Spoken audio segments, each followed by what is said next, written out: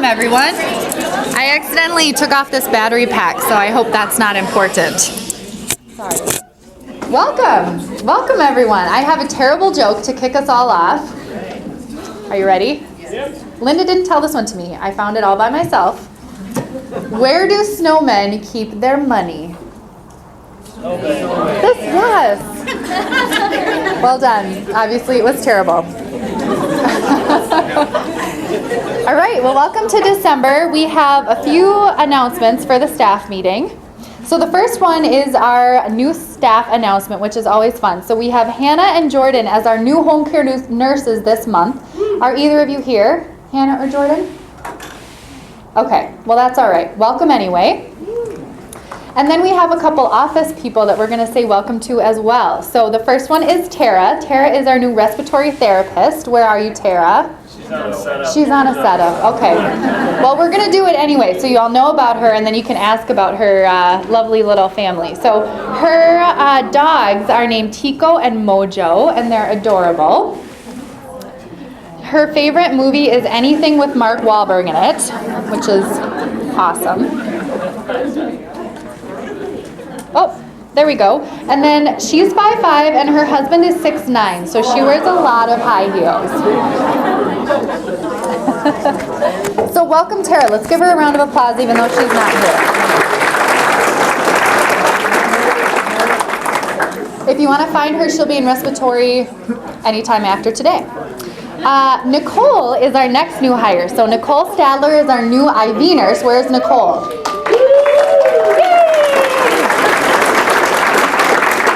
Welcome, Nicole.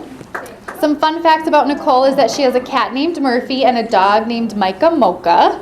Is that like one you always call him Micah Mocha? He has many nicknames. Many nicknames. Okay. Most commonly known as Micah Mocha. Okay, very good. Her secret talent is playing the drums. We now have a band. We now have a complete band. Yeah. Watch out, 2016 PHS Rock Band. And then her daughters, Ariel and Amber, are the center of her universe. So that's her lovely family. So welcome, Nicole.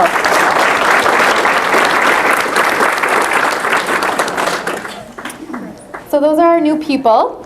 And then our last thing that I'm going to talk about before Kelsey comes up for sharing care is our PHS culture video. So we've been working on, by we I mean HR and mostly marketing, so Caitlin's been amazing, at this culture video to kind of highlight our amazing culture, all of the fun events that we do, our excellent customer service, and everything that makes us PHS peeps, basically.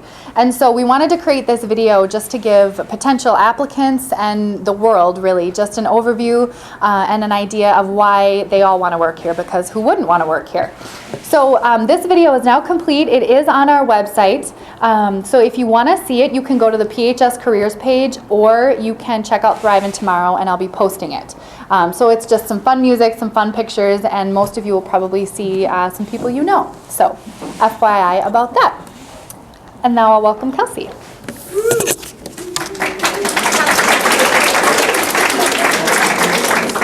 The moment you've all been waiting for, the results of the Toys for Tots competition.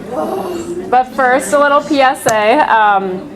The social media contest ends 1 week from today. So right now, Alicia Woods is in the lead with Shao and Joe Dietline behind. But there's plenty of time to share posts that are coming up or may already be posted, so get your points in.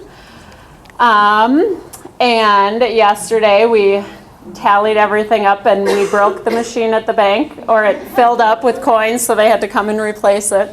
And the winner is Team 2.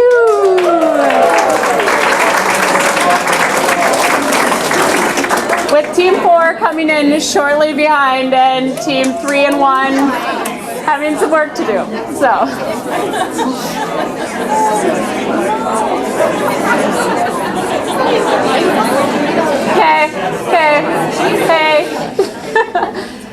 Yeah, so Team 2, and that is 69 pounds after all the dollars worth of coins were removed. So the total weight was 147 pounds of coins, and we raised $1,104.10. So.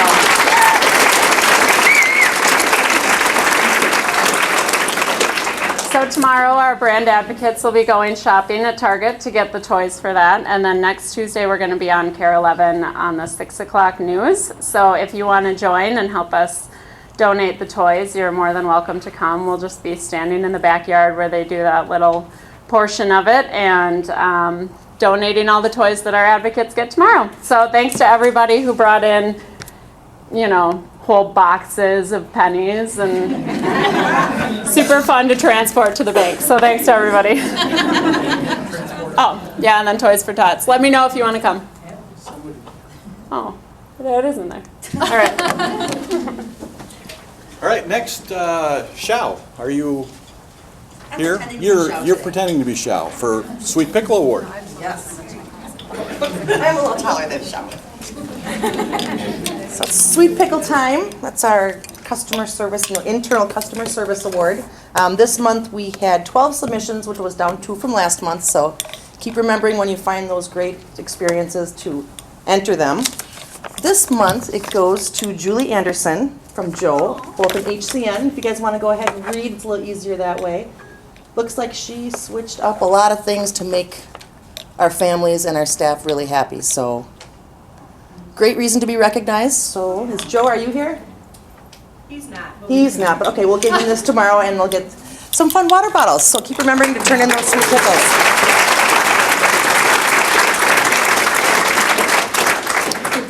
So how many of you know that we are on the eve of online ordering going live? Okay, most of you should know that. We got some exciting news. Pam Clifton is going to share. There you are, yes?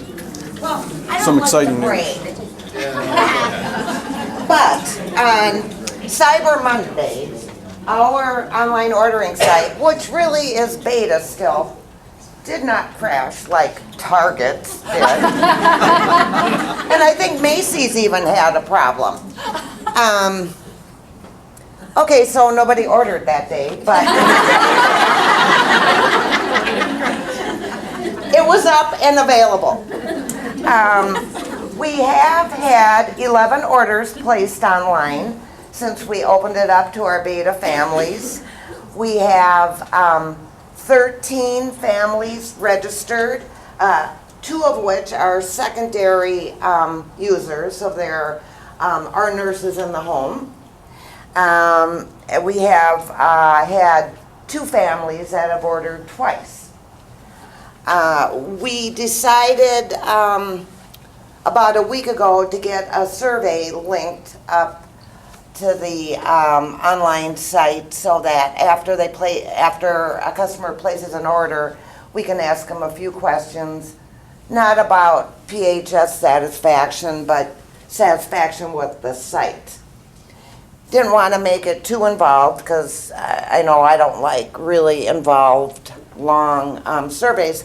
So I went back and looked at survey results from, believe it or not, April of 2013, when we originally sent out surveys trying to get feedback for online ordering, whether our families wanted it or not. And we had sent out almost 4,000 surveys. Some were mailed and some were sent out electronically. In looking at the results, the one question was, describe your best online ordering experience with another company. And the answer across the board most often was user-friendly, easy to navigate, and quick checkout. So our 2 questions had to do with how easy the site is to navigate and how easy the checkout is. Now, we've only had 5 responses, but since we put it on there, everybody's responded. So 40%, so that would be 2 people. 40% said it was very easy to navigate. You can do so much with numbers. Another person said it was somewhat easy, so I'm still good with that. neither easy nor difficult, one person, and then one person thought it was somewhat difficult. So depending on what they answered there, then they got a follow-up question. What did, if they said they liked it, what did you like best? Picture seems to be a really big hit. It helps them ordering. And it was good to see that someone thought the supply list was well organized, easy to use. Second question, no, just wait, we're talking 100%. Second question was, how easy was the checkout process? Oh, never mind. First question still, how do we make it easier to navigate? They wanted to be able to add items to their supply list. Unfortunately, it has to go through customer service because we might need an order, so I don't know if we can change that. And then someone wanted to increase the amount they were ordering when they had a quantity limit. So that's kind of how it is, but, all right, 100%. How easy was the checkout process?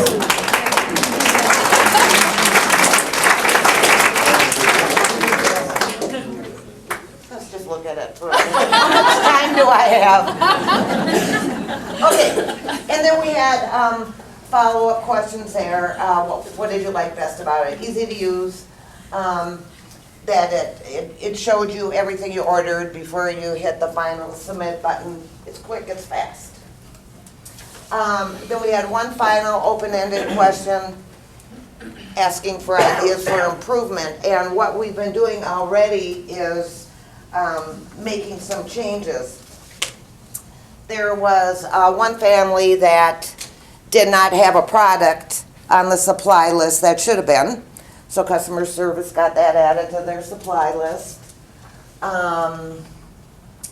One was a gal that talked about she'd rather order on her tablet. I think she had an iPad because her PC has got a really outdated software on it.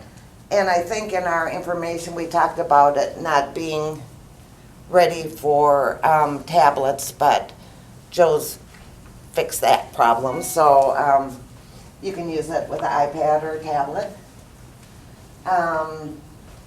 One mom said she needed a product that wasn't on her supply list. It'd be good if there was a comment section. Well, there is, but obviously it wasn't obvious enough. So we've made some changes to call attention to that. And another good one was saying, when they look at their supply list, it'd be nice to see the item number, because some people order by item number, some order by product name, and Joe is in the process, and he'll get to leave and get married if he gets it done. Joe's in the process of programming it so when you hover over the product name, the item number will show up.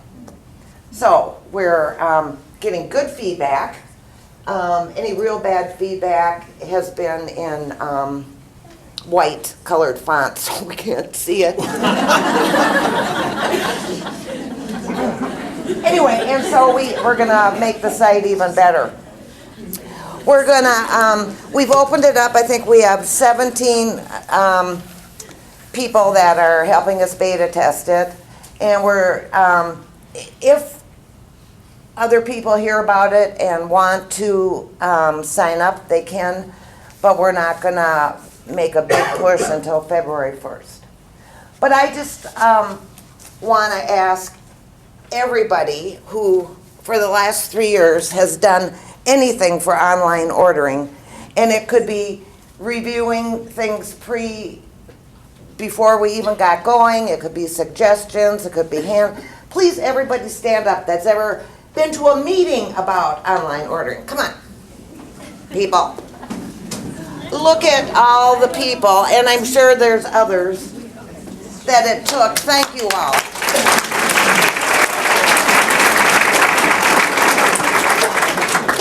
takes a village, is that what they say? Anyway, thanks. So, Rick, you didn't inform Joe we don't have a marital leave policy? He can't go. So the next couple of topics are some pretty new and exciting changes. So if Jason and C want to come up, they will be announcing one of the first new and exciting changes. That's to this thing that we call the staff meeting. So I'll let you guys take that away. All right. Hey, I'm C. I'm Jason.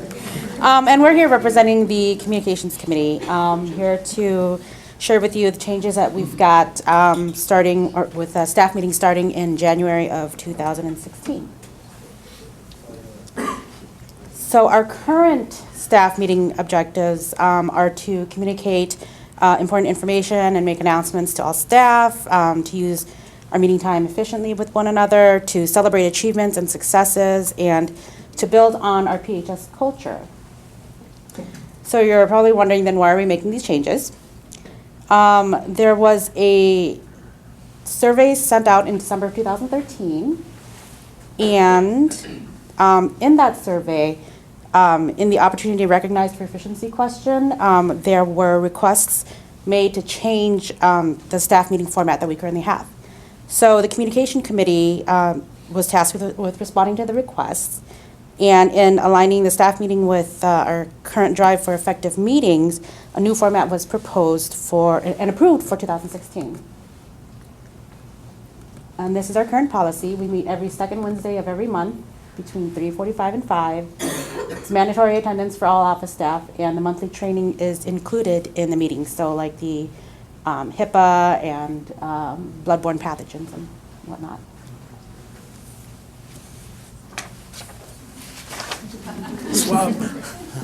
So as far as what's going to happen with the new format, a few things. We're going to reduce the number of staff meetings from 12 down to 6 each year. The time of that meeting is also going to change. It's going to be from 3 to 4 o'clock in the afternoon. Any of the mandatory trainings that we did in these meetings are going to be moved onto PHS University and all handled there. And we're going to spend more time and have an opportunity to spend more time emphasizing state of the company content. So the benefits of doing all of this, of course, the big one is reducing and shortening the number of meetings and the amount of time. This really addresses some consistent staff feedback we've had about attending too many meetings, and there's also a push to have more effective meetings, so this is going to help with that. The other thing, the earlier time is going to help accommodate the very many people here who have flex schedules and leave before 4 o'clock or leave at 4 o'clock. And it's also going to help those who want to wrap up some work at the end of the day who are still here late to have more time to get that done. And then with the mandatory trainings, PHS University is some exciting new technology, and this is going to let us really start to make use of that. So what's not going to change? Well, I'm sure we're going to have some kind of a joke. We always do, and that's cool. We're also going to have the same things we expect to hear about and want to learn about each other. So announcements, new employee introductions, anniversaries, sweet pickles, customer service recognition, state of the company, all the things that make us excited to be here. And then this also, it allows us to celebrate our achievements together, continue to build our community, and foster a fun environment. So this calendar that you see is kind of a year at a glance to see what it's going to look like. The one thing I'll draw your attention to is the next staff meeting we have is going to be in February. And then each month, alternating, there will be either a fun culture event or a staff meeting happening. So there's still 12 events happening, but we're kind of streamlining what goes on. And then, of course, we're going to continue as a company to survey the staff so that we can try to improve and make things more efficient and make the best possible use of your time in the meetings that we have. So continuous feedback is always something that's important for us. That could come from an SIT, it could come from the Communications Committee, any other group to be determined. So the last thing, any questions? Thanks.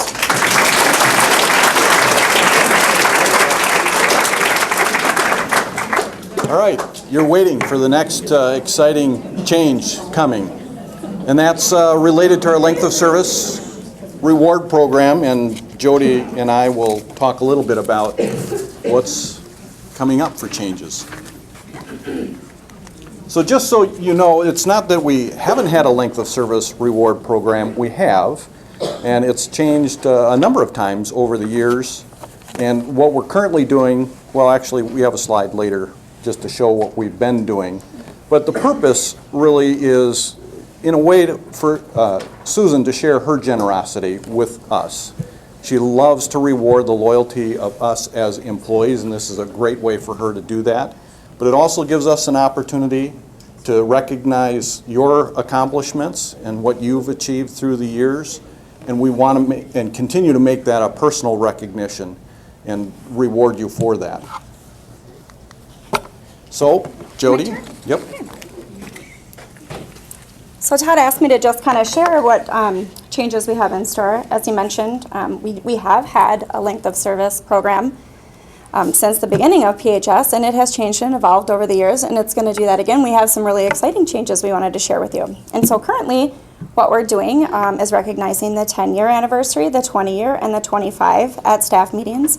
And employees are receiving a gift from Susan and Mark along with those milestones. But going forward, we're going to be adding, as you can see, the 1 year and on the 5s. So essentially the 5-year and the 15-year.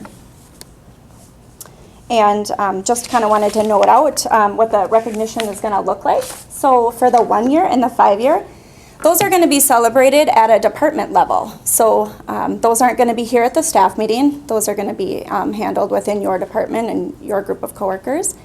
And then everything 10 and above is going to be here like it always has been at the staff meeting. So we're just going to be adding the 5s, the 15 and the 25, and soon to be 30, I guess, for some folks. And then also all of them will be posted on Thriven. So currently we're just posting 1 year anniversaries on Thriven, but everybody is going to be recognized on Thriven.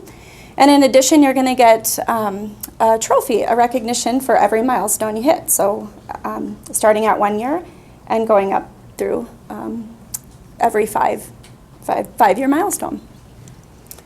And as far as what gifts look like for our new program, the 1 year milestones are going to receive an email that's going to have a gift code, and you get to go on a little mini shopping spree and pick out any item you want from our online store up to a $65 value. And I'm pretty sure that includes most items, although I think recently, I don't know who adds them, but I think there was a couple that are added that are a little more than 65. But as you can see with a few examples here, that we have some great options for all employees to choose from.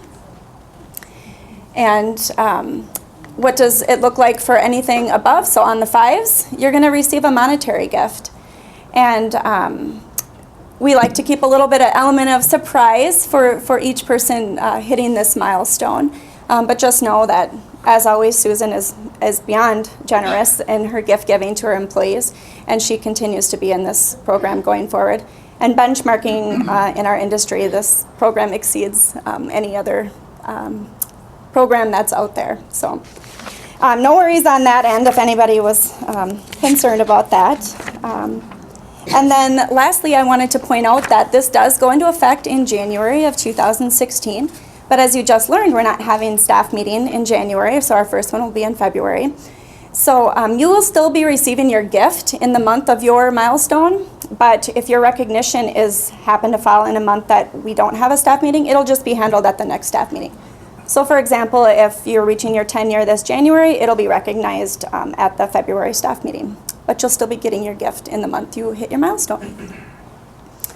So I think that about wraps up all the changes. Are there any questions that anybody has at this time? Exciting changes ahead. No questions? Anyone? Todd, did you have anything more you wanted to add that I forgot to mention? Okay, great. Yeah.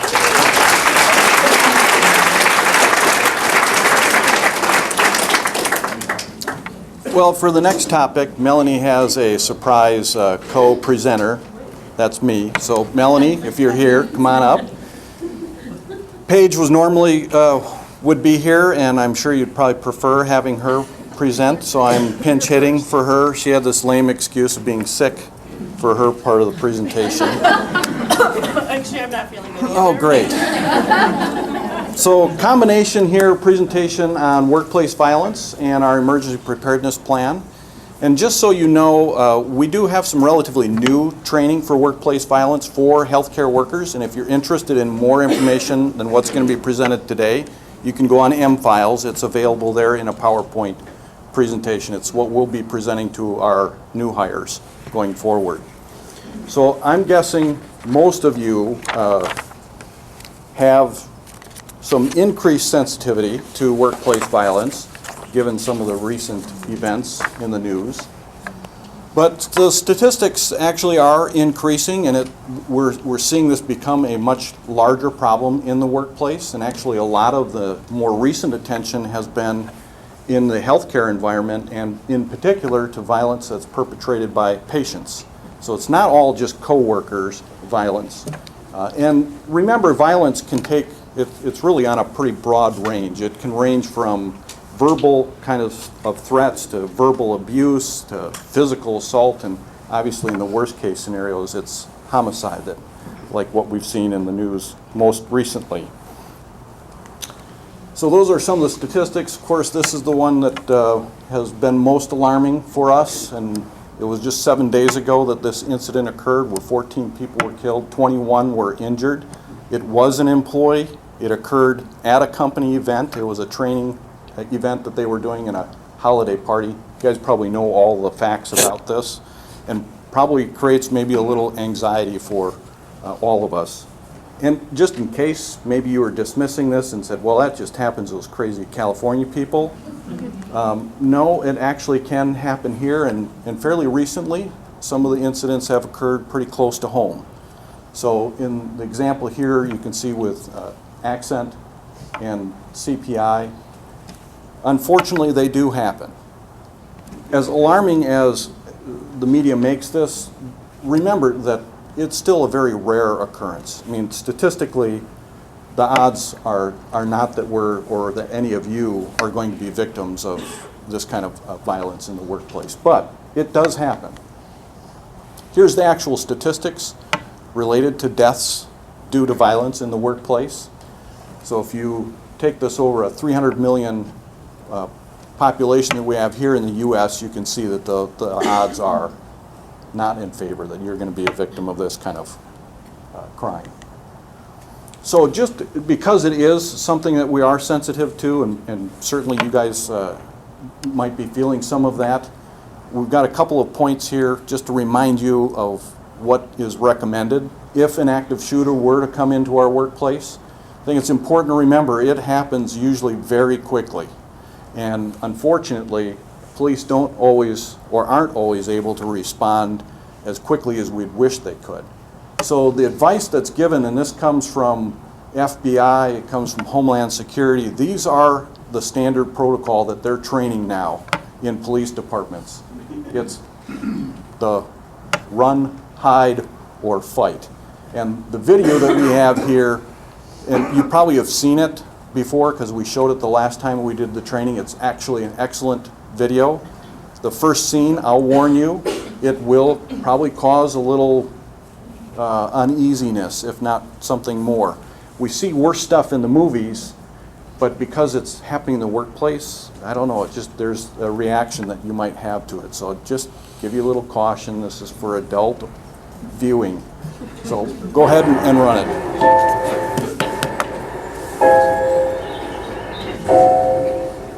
It may feel like just another day at the office,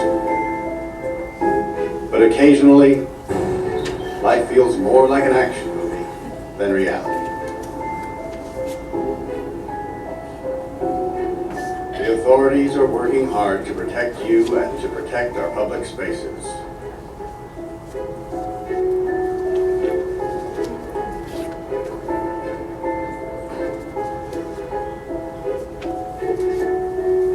But sometimes, bad people do bad things. Their motivations are different. The warning signs may vary, but the devastating effects are the same. And Unfortunately, you need to be prepared for the worst.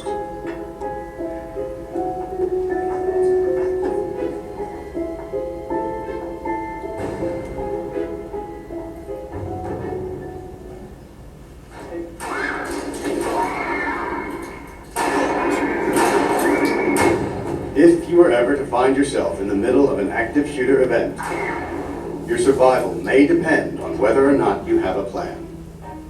The plan doesn't have to be complicated. There are 3 things you could do that make a difference. Run, hide, fight.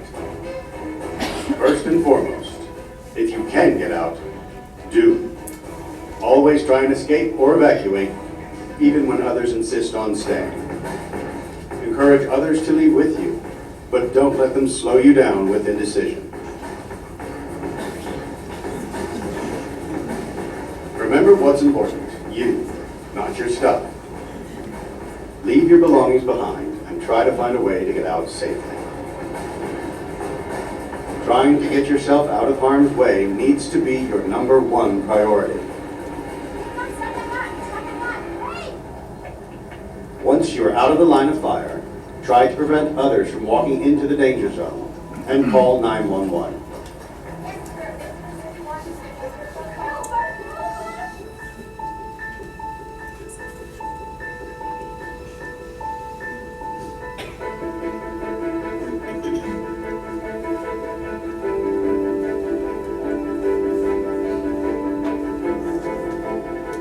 If you can't get out safely, you need to find a place to hide.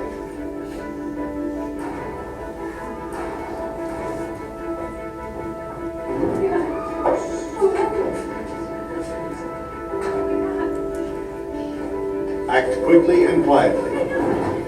Try to secure your hiding place the best you can. Turn out lights, and if possible, remember to lock doors. Silence your ringer and vibration mode on your cell phone. And if you can't find a safe room or closet, try to conceal yourself behind large objects that may protect you. Do your best to remain quiet and calm.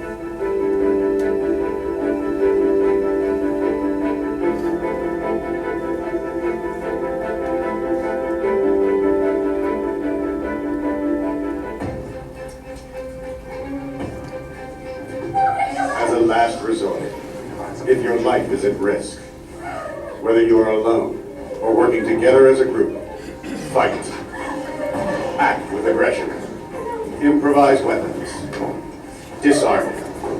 And commit to taking the shooter down, no matter what.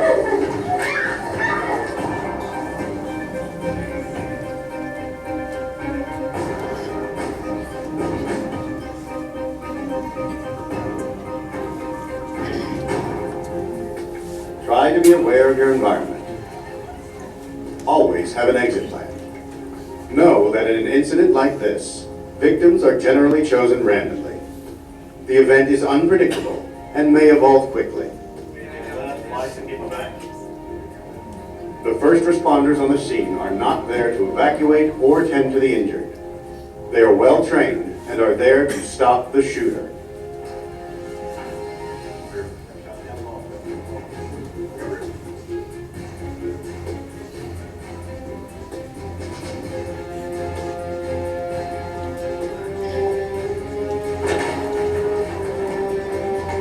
Your actions can make a difference for your safety and survival. Be aware and be prepared.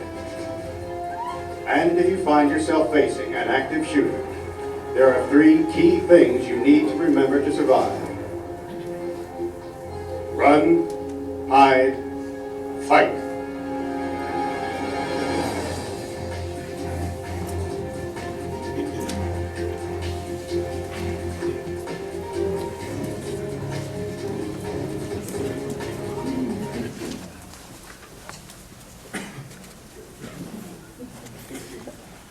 I'm not doing this. You're still up. No, you're good. Oh, hey, okay. So jump right from that video to, I'm gonna go over the annual drill that we did this year, which was the fire drill we did back in November.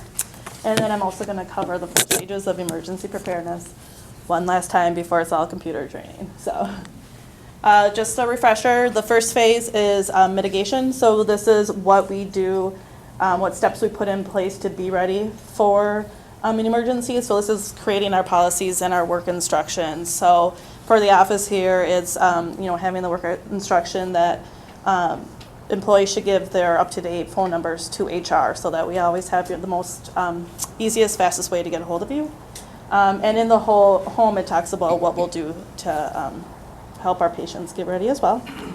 Preparedness is actually implementing those steps. So it's you guys giving your phone numbers to HR in the home. It's the one I can think off the top of my head is the emergency action plan. So most of our higher tech patients have this in the home, and it covers what to do in severe weather, power loss, or a fire.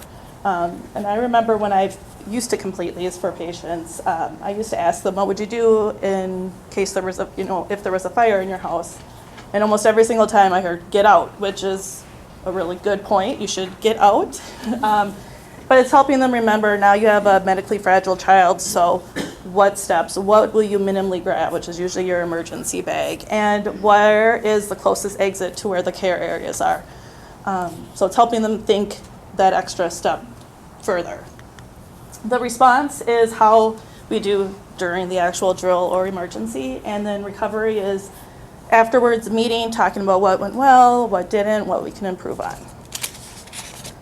So this year, like I said, we did the fire drill. We did it on November 3rd. We actually were going to do it in October, but when the day came, it was extremely cold, windy, rainy, sleet. We decided to spare you guys standing outside for a fire drill. So we did change it to November 3rd. We heard later it wasn't probably the best day, but we had to get it done. And just so everyone's aware, normally going forward, Paige and Todd are the ones who do the office drills. The reason I got involved this year is Joint Commission and the state require us to do an annual drill.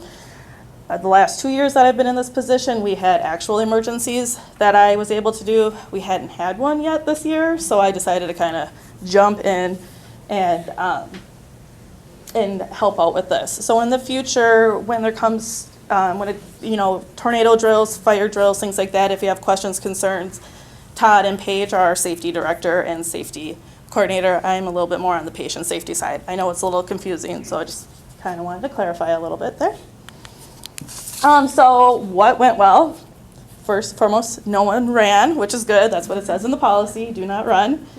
Our emergency preparedness 3-ring binder was up to date, which is great. Way to go, front desk. All of the employee lists and phone numbers were up to date and current. I checked before the drill, and it was, I think it was last printed on like November 1st. So they are doing a really great job of keeping that up to date. All visitors were accounted for. We did have an NST meeting going on during the time. They decided to stay in, and then Bruce did end up having a class earlier than expected. They decided to participate too. So we'll make some changes kind of based on that.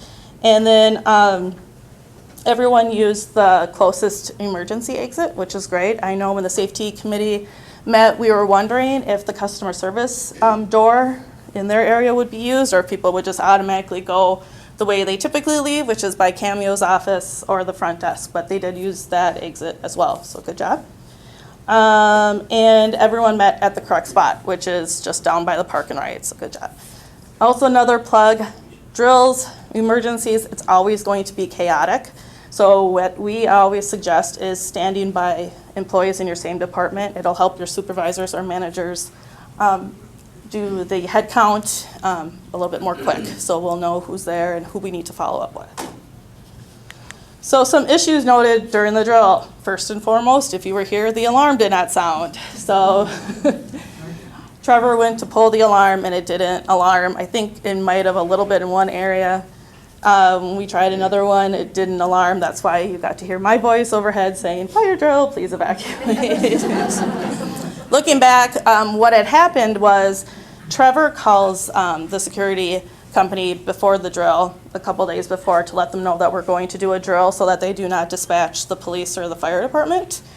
So he did that, what they interpreted that to mean was we are working on the fire alarm, so don't sound the fire alarm, which is why it did not work.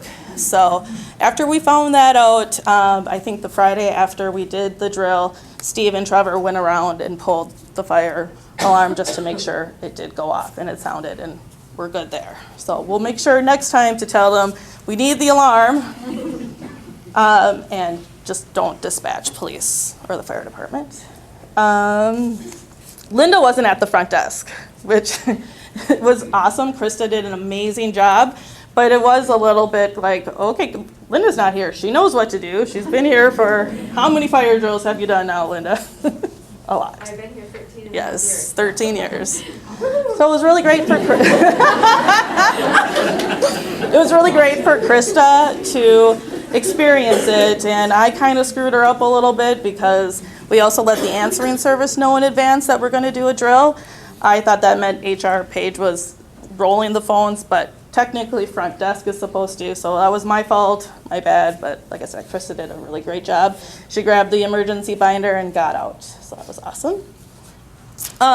We were not aware that the NST meeting was going on, and the issue with this was we had a doctor from outside the company here, so it was kind of, we didn't really want to ask them to participate and go outside. So one of the things we're also changing is when we have one scheduled, Paige will look at our check-in visitor sign-in sheet at the front desk about half an hour, 20 minutes before we do the drill. And if there's outside people here at our office, she'll follow up with that meeting or that department to see how we'll want to proceed, if they'll participate or not. Hopefully that'll help a little bit too. Bruce did have a class that we initially, when we scheduled this, we asked Bruce and Monica if they had any education or play therapy. They both didn't. I think Bruce, yours got moved up, so nothing we could totally change, but you guys participated, so that was really good. Just so you know, a couple employees had stated that they were accounted for, saying they were there or at lunch, but they really weren't. So just a reminder to people doing the checklists that if you are unsure where an employee is, their phone number is actually on that sheet that you're looking at. I think we all look at here, PTO, or out of office and don't realize that the phone number is actually on that list. So always call. Where's Renee?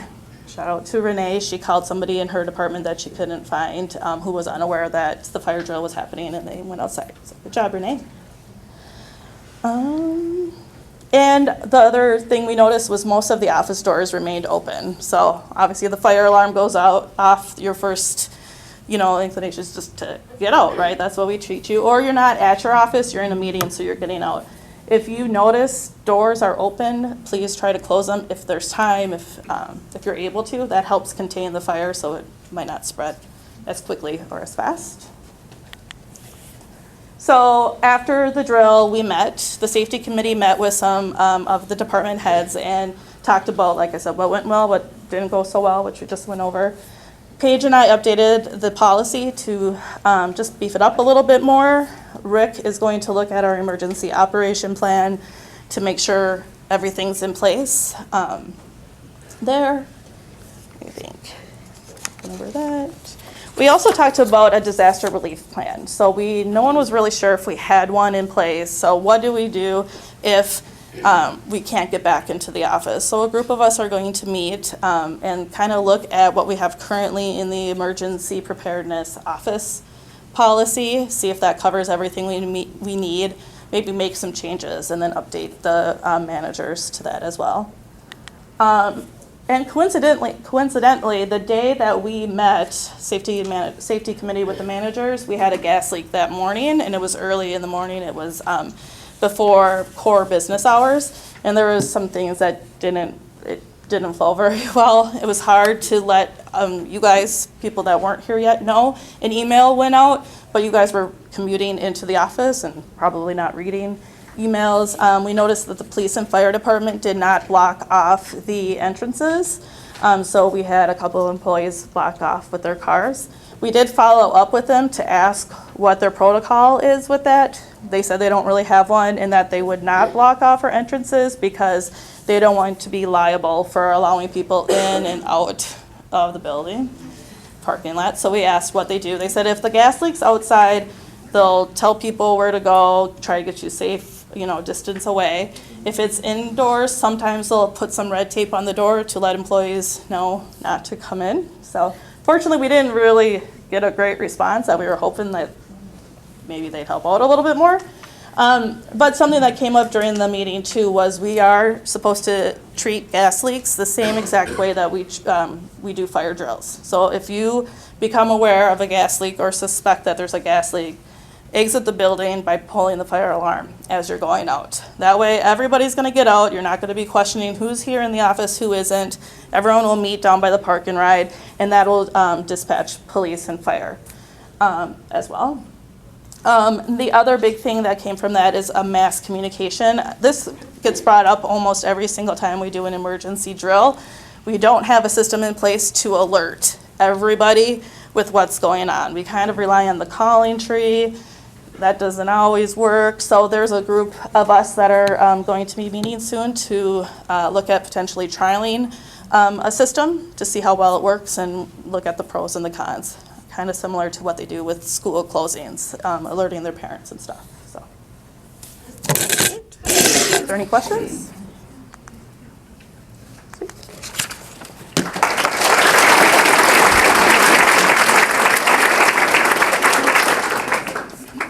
All right, Matt Snyder, you have a tech tip for us, right? He does. It's warming up? Okay. So one thing, like if you guys have all been in conference rooms or anything, and you can't quite see the screen, if you've got like a browser up or a spreadsheet up, you hold down the control button and use the wheel on the mouse. You can zoom in and zoom out. So just a little tip on zoom in and zoom out. Control, and then the wheel on the mouse will zoom it in and the other way over zoom it out. That's it. Okay. All right.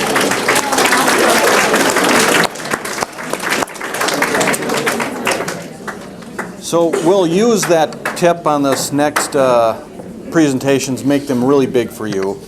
That's because they're big celebrations. We have 3 10-year anniversaries to celebrate. So first up is Becky. There you are. Good.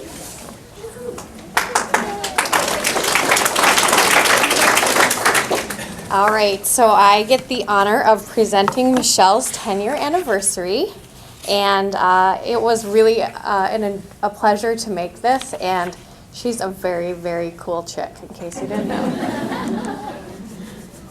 So first I wanted to start off by introducing you to Michelle's family, because they are really the center of her world. First is a picture of Michelle and her husband, Jack. And she has been married to Jack for 7 years since she was here. So she started off as Michelle Drescher, for those of you that were around in those days. And then she has her 2 kids, Maddie, who is a senior in high school getting ready to go to college. And Maddie plays soccer and hockey. And so at any time, Michelle can be found at a field or an ice rink. And then Jake is graduated and he is working full time. And he also played a lot of soccer. So she spent a lot of time watching him. Next up, we have Michelle's stepdaughter, Jessica, and her new husband, Mike. And wouldn't you know it, Jessica and Mike are expecting a baby. So Michelle will be a grandma once again, very soon. What's that? Step-grandma. Oh, yeah. And then Michelle's other stepson, Tanner, and her step-granddaughter, Gracie. And because you can't see completely how adorable Gracie is, I thought we'd give you a picture of her. And then another important component of Michelle's life is her faith, and she's a fellow Eagle Brooker. And she also is involved in a women's Bible study group. And then Michelle does a lot of things for fun. So Michelle recently has gotten into a loose leaf tea making, and so she's probably going to be very excited if you are involved in any loose leaf tea purchasing or drinking, and she would like to talk to you about that. It's new, so that's part of her gift, is a gift card for buying some more tea. And then Michelle also does like to Zumba, and I heard that she wanted to get up and show some moves, but we won't make her. What is Zumba? It's like dance and aerobic kind of thing? Okay, great. And then she's also very creative. She likes to make jewelry, so if you're looking to supplement any Christmas gifts or other gifts, or make some creations for yourself, she will always take a picture of what you'd like and recreate it for you, which is awesome. And then she does like to fish with her husband, Jack. And then there's always Keith Urban. I can't, this clicker's not working. I can't go forward. Let's just look at this for a while.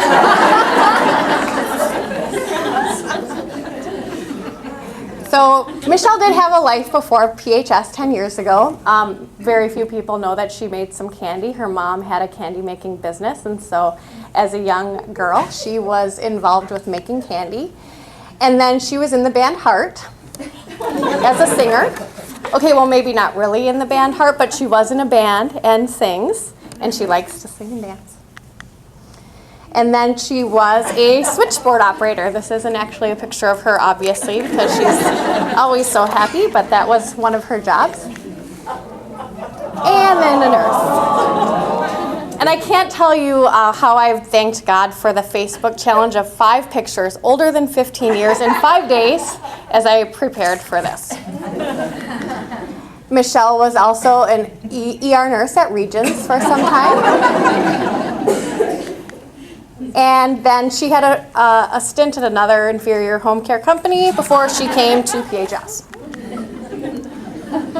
So Michelle's life at PHS is largely dressing up in costumes.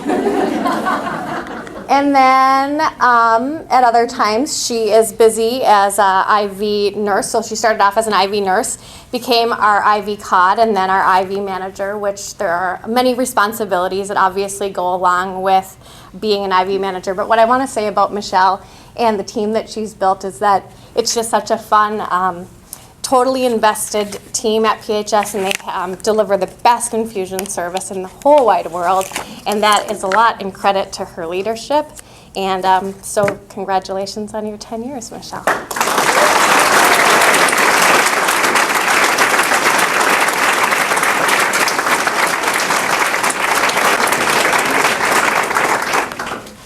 Does she look a little like Shania Twain to you guys?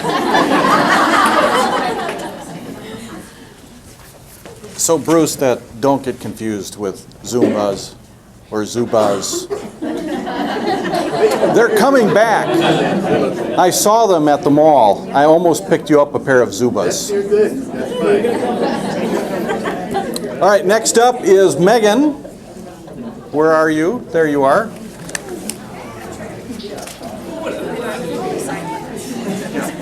Oh, the arrows. To the right. Got it. All right, Pat. I won't make you come up. I know where you're sitting though. So, all right. So Pat, happy 10 years. For those of you who don't know Pat, you're missing out because he is fantastic to work with and an awesome coworker. So, of course, if you don't know Pat, he is not a fan of pictures. So we went an alternate route to kind of explain a little bit about who Pat is. So Pat loves coffee. I mean, there's a coffee pot in my cube that is relatively close to Pat's that is most of the time going, and he is very nice and shares that with everyone, but always drinking coffee.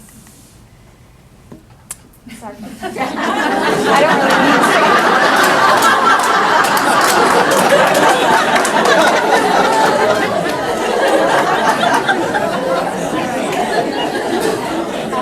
I bet he knows some sign language too. We won't ask him to demonstrate though. All right. He's also he loves movies, and if you ever need a suggestion, he's always there to give you one, but I'm sure this probably happened. Happened to me, but that's probably because I'm short. All right. And yes, Pat definitely. Let you guys all read these for a while. Pat's always entertaining, and now that he's a little bit closer to my cube, I get to hear that a lot more often. But there's never a day that goes by that we're not hearing a joke or some Smart comment. All right. And I'm sure you can ask anyone around him. Very true. I mean, you could probably ask Sammy, sits right next to him. I think there's a end of the day song. He always makes sure he plays it before he leaves or Sammy leaves, just make sure everyone heard the song. And that's, he's always making sure that Lee and I know that there's a birthday in the department, so we make sure to bring a tree. So, it's good for that too. And most importantly, the thing he's most proud of is being a papa to his 2 grandchildren. So I snuck one picture in there, Pat. But those are his 2 grandchildren, and I'm sure you've seen a few of them on Halloween. He'll bring them around all dressed up. So, but in all seriousness, Pat does a ton for us. He's worked in many different roles in different departments, from the warehouse to patient services to prior auths and now to admissions. So very well rounded in his knowledge of customer service and the industry and the whole company wide. So it's always a great resource for anyone that has questions. He's very knowledgeable, and like I said before, he's always entertaining. So we love having Pat in our department. So thank you so much.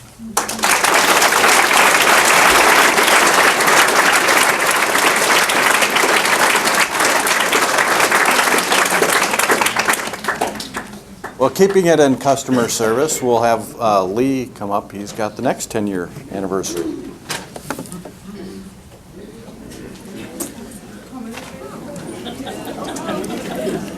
All right, we also have Dane. They actually started, I believe, was it the same orientation? Is that what it was? Same day. Yeah, so pretty cool story that they're both in customer service now. All right. So, some events Dane's been a part of over the years. A couple of his pictures, he looks pretty young, so I think maybe customer service is aging him a little bit. No, I'm kidding. Just a lot of fun events Dane's been a part of over the years. Just found some pretty good pictures that I wanted to, maybe share some of this with all of you so you could kind of enjoy what we get to enjoy working with him on a daily basis. Dane, in the early years, I had a kind of a resource for some pictures. I won't throw any names out there, but so definitely got some pretty cool pictures from when Dane was just a little guy. So pretty cool to see. We got Dane, the family man.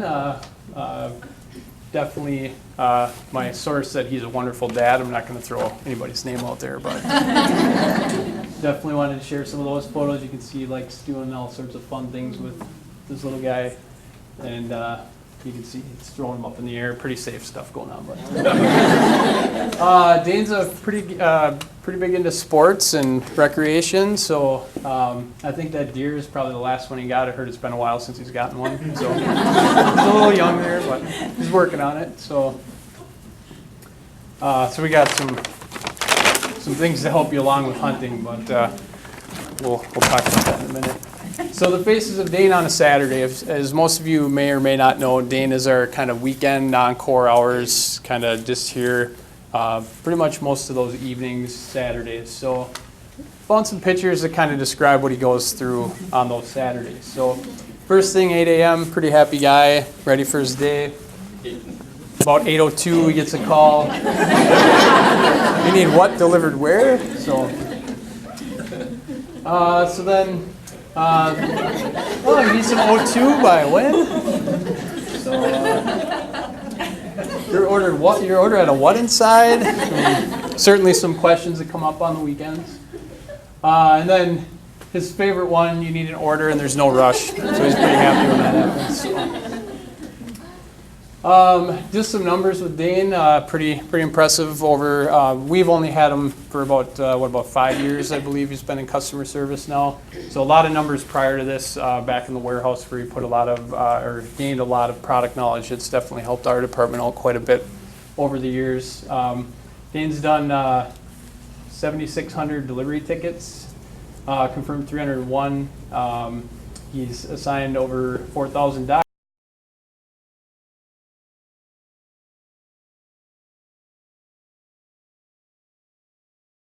documents, done 347 help desk tickets.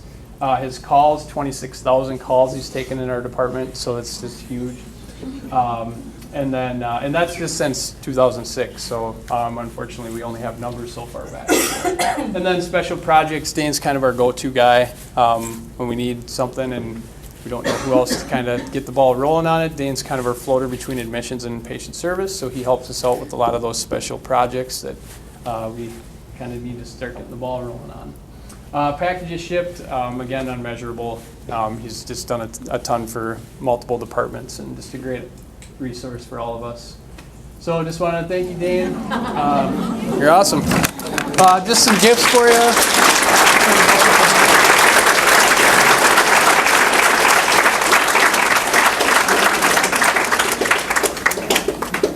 I do think it's great we get to celebrate 10 years with a number of employees. So thank you for all of what you guys have done and brought to PHS. It's what makes us who we are. So hopefully you guys are looking forward to your 10-year celebration. So to end and put an exclamation point on good stuff, we've got a video, right?